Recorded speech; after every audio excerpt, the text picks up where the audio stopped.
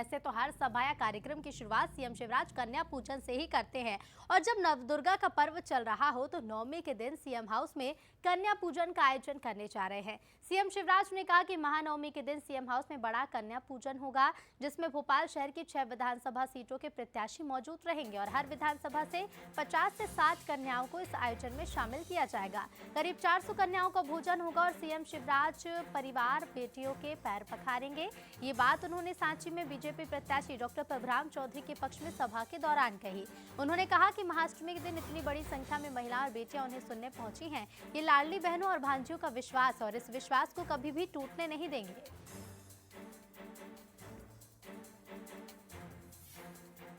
शुभ शुरुआत की है। बगीचा सरकार के चरणों में प्रणाम करके महाअष्टमी के दिन मैया को प्रणाम करके आज देवनगर से चुनाव अभियान की यहाँ के इस जिले में रायसेन में प्रारंभ किया है। मुझे जनता का आशीर्वाद, आप देख रहे हैं जनता का आशीर्वाद, अष्टमी के दिन भी लोग सभा में आ जाएं इतनी बड़ी संख्या में, ये जनता के आशीर्वाद का ही शानदार बहुमत मिलेगा, अब तक का सबसे बड़ा। तो देखिए, भोपाल की 6 सीटों के प्रत्याशी शामिल होंगे और इन्हीं 6 विधानसभा सीटों से कन्याओं को भी सीएम हाउस में बुलाया जाएगा। और ज्यादा बातचीत करेंगे, न्यूज़ हेड शरद द्विवेदी जी हमारे साथ जुड़ रहे हैं। शरद जी, चुनाव करीब है, लेकिन उसके इतर अगर हम देखें, कल नवरात्रि का 9वां दिन है और ऐसे में एक बड़ा आयोजन सीएम हाउस में होने जा रहा है। बिल्कुल, देखिए, मुख्यमंत्री अपने आधी आबादी के प्रति जो उनका नजरिया और उनका एक भावनात्मक जुड़ाव है, उसको लेकर वो कभी पीछे हटते हुए दिखे नहीं हैं।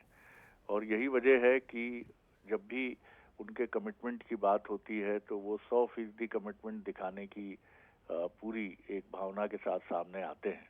हालांकि वो राजनेता हैं, तो राजनेता जब इस तरह की बात कहते हैं वो तो उसके राजनीतिक मायने भी तलाशे जाते हैं और ये सिर्फ उन्हीं के साथ नहीं होता है, चाहे बात बीजेपी की हो या कांग्रेस की हो।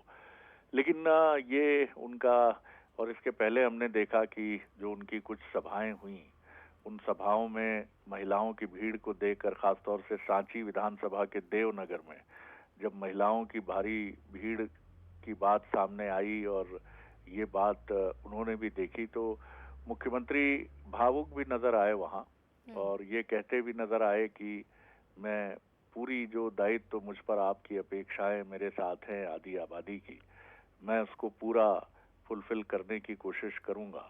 और जब ये बात वो कह रहे थे तो निश्चित तौर पर एक भावना का भाव भी होता है और इस बार हमने देखा है कि मुख्यमंत्री 3-4 अवसरों पर अपनी भावना को वो खुलकर व्यक्त करते हुए नजर आए हैं। जब उन्होंने लोगों से खुलकर पूछा कि चुनाव लड़ूं या ना लड़ूं और ये भैया मिलेगा नहीं दोबारा, और सांची में भी जब वो आधी आबादी से बात कर रहे थे तो एक भावना था कि जो भरोसा आपने मुझ पर जताया है उसको मैं कभी टूटने नहीं दूंगा। तो ये मुख्यमंत्री का एक अलग अंदाज है शिवराज जी का, इसीलिए वो कहीं भैया हैं तो कहीं मामा हैं और उनका ये जो राजनीतिक अवतार कहिए या एक स्नेहिल अवतार कहिए, ये कम से कम आधी आबादी को तो बहुत रास आता है। जी रितु। बिल्कुल बिल्कुल शरद जी, शुक्रिया आपका तमाम बातचीत के लिए।